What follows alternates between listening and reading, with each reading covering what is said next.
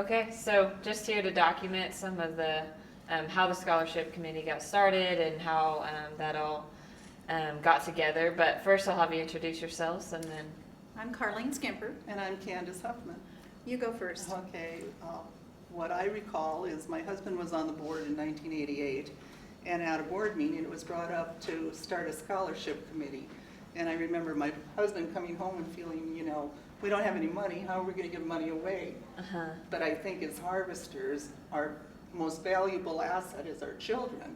And so the idea was planted, and I think Carlene can carry on with what happened there. Yeah, and you said that Ken Veith was one of them that had the first idea of it. Right. And then Shirley Aker headed up the committee in 1989 to start the scholarships. And they did start at $500. A lot of the money that came into this was from deceased harvesters' their families donated it to the scholarship. Okay. Plus, we were also doing things at the scholarship booth, and they did start quilts that our names are on, and you paid to get your name on that quilt, so they were brought back. And to they raise were, money. Yes, to Okay. raise money.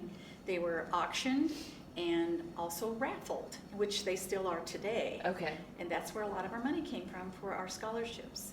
And they started at $500, I believe. I believe so, and Yeah. now they're up to $2,500. Yes. And Okay. I think it's based on a certain percent of the money that's been raised is how much they determine nowadays to do it. And the scholarship themselves have really evolved. When it first started, it didn't matter if you were a child or a relative. As long as you had some connection to a harvester, you could apply for this scholarship. And it was really an academic-based scholarship. And I feel pretty good that over the years, it changed into a true harvest scholarship, that it represents our industry rather than academics. Not that you get it if Yeah. you're flunking out or anything like that, but Uh-huh. it's going to the kids that we're encouraging through our industry. What we look for today on the scholarship is the well-rounded kid who has done things at his school and been active there. Plus, that child has been on harvest, and they Yeah. do have grades that are passing.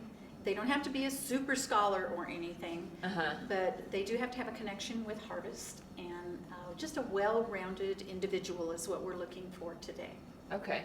Do you see, like, what's the value that you see from these kids that have, like, gotten scholarships?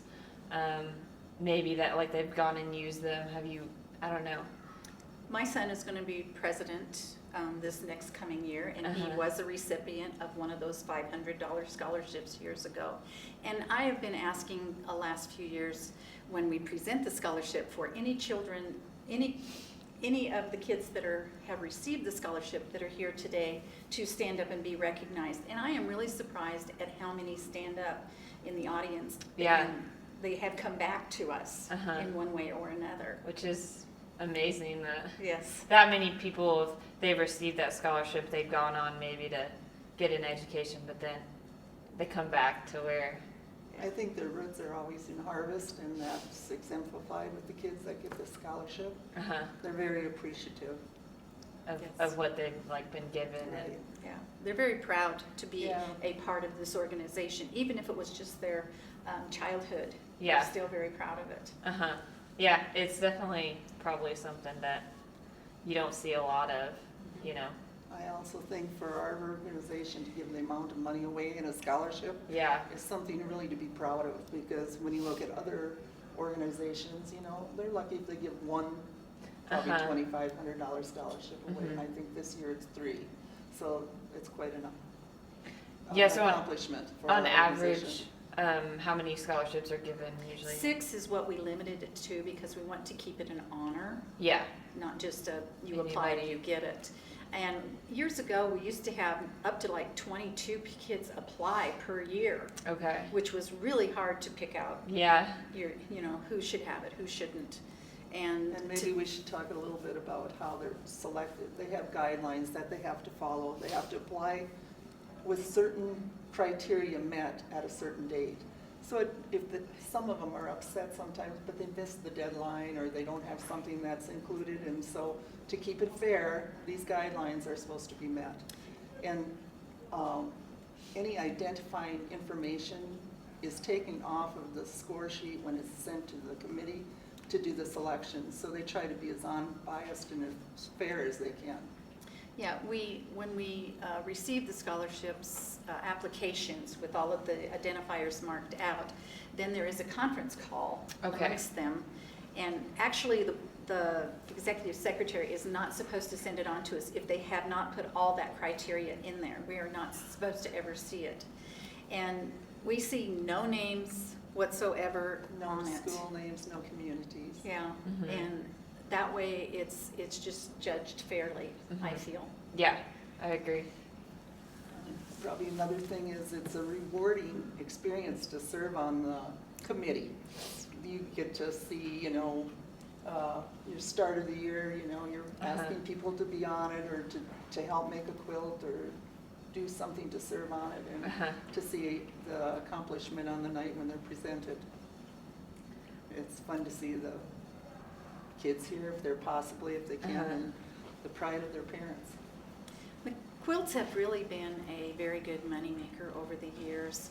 Some of them, they probably cost between anywhere $500–600 by the time you get all the quilting and everything done. And we do make the tops and we send them out. A lot of times the labor is donated. Yeah, my labor's always been donated, and I've made a lot of them. Candice was gracious enough this year to make one of them for I've me. made them before, but not as many as Carlene. But there's a lot of people out there. I mean, at times we would have even 4 quilts. Yes, when there was more interest in the quilts, we did. Right. It's a good idea, a good way to help, raise money for that. I think it's, it's cool you guys have put in the time for kids who maybe, wouldn't have that money, and you're helping them build their future to go into something possibly and then come back. Right. And the whole organization is very supportive of it. Yes. They're very good at buying raffle tickets, and they're very good at buying quilt squares so that the quilts can be made the next year. Really investing into Right. the youth. Yes. I have really enjoyed over the years to read the applications and the kids' letters to us about what they've done and what's been important to them, even though I don't always know who wrote that letter. And there's been times that I've guessed who wrote it and then found out I was absolutely wrong, too. So, we really don't know who that individual is. Yeah. A lot of the kids that have gotten these scholarships, they started coming to harvest meetings when they were just little tiny. Yeah. And we get to watch them grow up, and we get to see what their future holds for them. It's almost like, you kind of become family at that Yes. point. Well, we are all family. I do feel that as harvesters, we are. Yeah. And I love to see the kids that will walk up to me at convention, even though maybe I don't remember their face, and they'll walk up to me and say, hey, I got the scholarship that year, and this is what I'm doing today. And I just love hearing that from those kids. Is that, would you say that's one of the biggest things that you've gained from being on the scholarship committee? Yes. Just I have enjoyed working with the other ladies, and I have enjoyed their input on how they feel that we should be doing things or not doing things, and their ideas at what we should buy for raffle prizes and things like that. It's been, I don't know, you get a camaraderie where you get to know them a lot better too. Where you wouldn't have necessarily before. Yeah, I like the fact that we do have something that the women can do together. Well, and it's something that you can learn or meet a lot of different people that you don't know. Right. Because when you sit there and sell tickets, you meet a lot of people. You do. And you get to do a lot of visiting with them and finding out about their harvest operation. Yeah. So, it's a fun deal. Yes, it is. I'm very proud to say I've served. One thing I have to say is that we used to have a few men on the committee. And for some reason, no men want to be on it. But I think it was nice to have some guys on it also. It's not an exclusive girls club. No, it's not. Well, is there anything else that you guys want to add? I really don't have anything to add. No, I just hope it continues. Yeah. Yes, I think I it's hope it been a great continues. thing for people to look forward to, people to benefit from. I know I have, That's so. true. Good. Yeah, both of these guys got one. Or All right. you and your brother, Yes. the other brother got Yeah. one. Yeah. Yeah, so definitely was a big benefit. Yeah. Yep. Okay, thank you. Well, thank you, Stacy. Yeah.